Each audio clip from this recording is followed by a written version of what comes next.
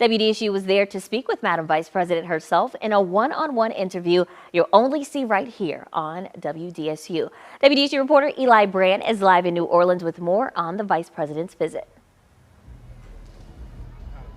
Yeah, well, when we spoke to the Vice President, she said she's still optimistic about the future of the U.S. We asked her about topics ranging from abortion to Essence Fest itself to gas prices as people go throughout their holiday weekend. But the first thing that we wanted to really talk about her with was her response to Louisiana lawmakers banning abortions ever since Roe v. Wade was put to the side by the Supreme Court. This was the answer that she gave us.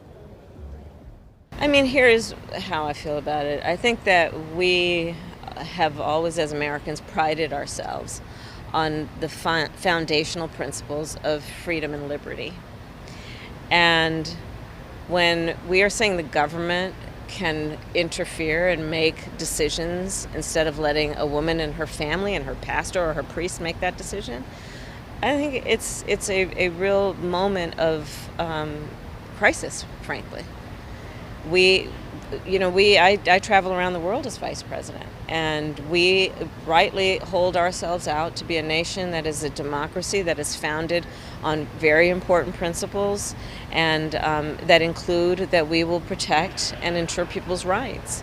This is the first time in the history of the court that a right that had been recognized has been taken away from the women of America.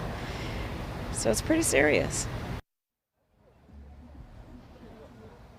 In about 30 minutes, we'll have her answer on what her message is to Americans this weekend as they travel and if they are worried about high gas prices and inflation going throughout this holiday weekend. That coming up here in about 30 minutes at 6:30. For now, reporting live from the Convention Center, Eli Brandt, WDSU News.